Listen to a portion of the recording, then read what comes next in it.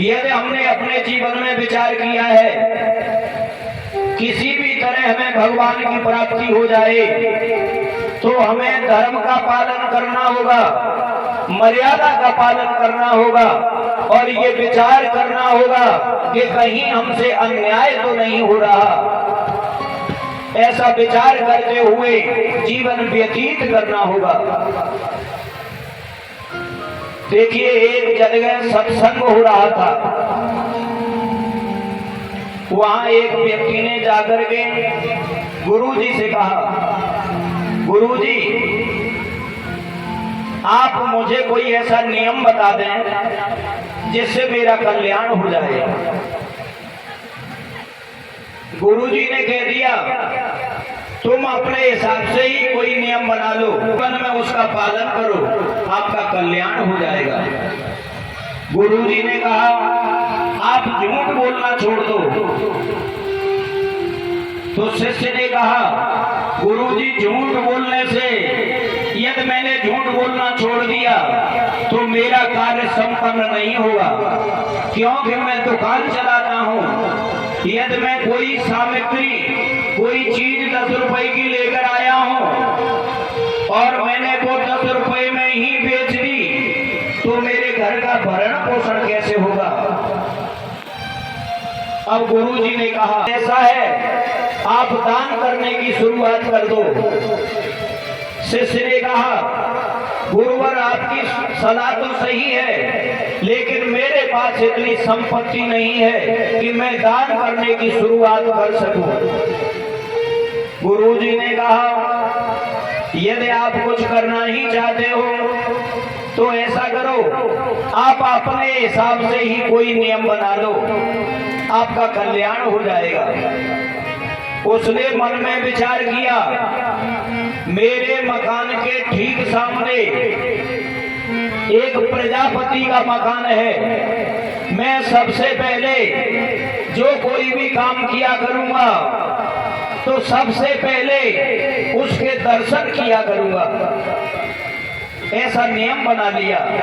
अब गुरुजी ने कह दिया कि यदि आप यही चाहते हो तो ऐसा ही कर लो, इससे भी कल्याण हो जाएगा। तो प्रभु प्रेमी जनों, वो प्रतिदिन विचार करते हुए वहां से निकलता है तो सबसे पहले उस कुमार का चेहरा देखता है, दर्शन करता है, तभी अपनी दुकान पर जाता है। प्रतिदिन ये प्रक्रिया चल रही है। धीमे धीमे एक दिन क्या हुआ, एक दिन ऐसा हुआ कि वो घर में नहीं मिला, वो मिट्टी लेने के लिए जंगल में चला गया। अब वो जैसे ही अपने घर से निकला, उसका नियम है पहले उसे दर्शन करने हैं, यदि दर्शन नहीं होंगे तो वो कोई भी काम नहीं करेगा, क्योंकि उसने नियम ले रखा है। जैसे ही सामने पड़ोसी के यहाँ गया तो वो नहीं मिला। उसके बच्चों से पूछा वो इस समय कहाँ पर है? बच्चों ने कह दिया कि वो इस समय मिट्टी लेने के लिए गए हैं।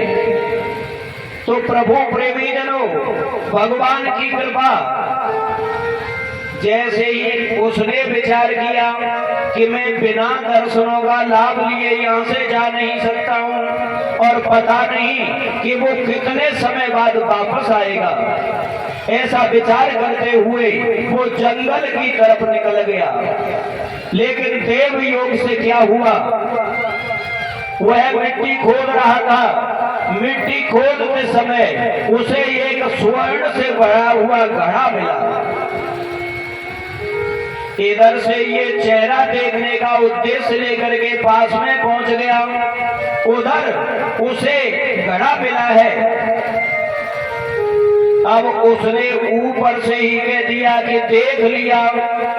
अब वो क्या कहना चाहता है कि मैंने चेहरा देख लिया, लेकिन उधर उसे घड़ा प्राप्त हुआ है। वो समझ रहा है कि इसने घड़ा देख लिया।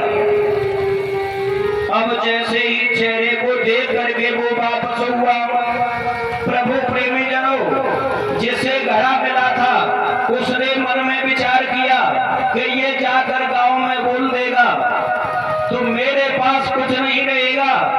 अच्छा यही होगा कि इसे मैं वापस बुलाऊं और वापस बुला करके दोनों ही आधा आधा कर लें, तो कम से कम ऐसा तो हो जाएगा कि मुझे आधा प्राप्त हो जाएगा।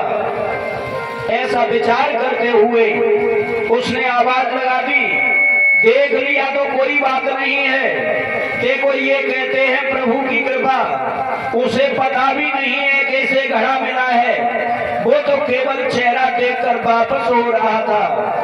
यदि सदगुरु की भगवान की कृपा हो जाए तो उसमें कल्याण ही कल्याण है। जैसे ही उसने बुलाया वो वापस गया और जाकर के आधा आधा करके दोनों ने बांट लिया और वहां से लेकर के वह विचार कर रहा है। गुरुजी ने मुझसे कहा था कि तू अपने जीवन में कोई नियम बना ले, भगवान के दर्शन करने के बाद में ही दुकान पर जाया कर। मैंने मना कर दिया। मैंने एक छोटा सा नियम बनाया। क्या बनाया कि जो मेरा पड़ोसी है मैं उसका चेहरा देखने के बाद मैं यहाँ से जाया करूंगा। और यदि मैंने गुरुजी की बात मान ली होती, मैंने स्वयं अपने विवेक के अनुसार ये नियम बनाया, जब ये मुझे काफी स्वर्ण मिल रहा है और यदि मैंने गुरुजी के कहे अनुसार बनाया होता तो पता नहीं मुझे कितने धन की प्राप्ति होती। इस प्रसंग से हमें शिक्षा मिलती है कि हमें सदगुरु जो आदेश करते हैं, जो संतों की तरफ से सूत्र मिलते हैं, उन सूत्रों के द्वारा हमें जीवन यापन करना चाहिए, तभी कल्याण हो पाएगा। बोलिए वृंदावन बिहारी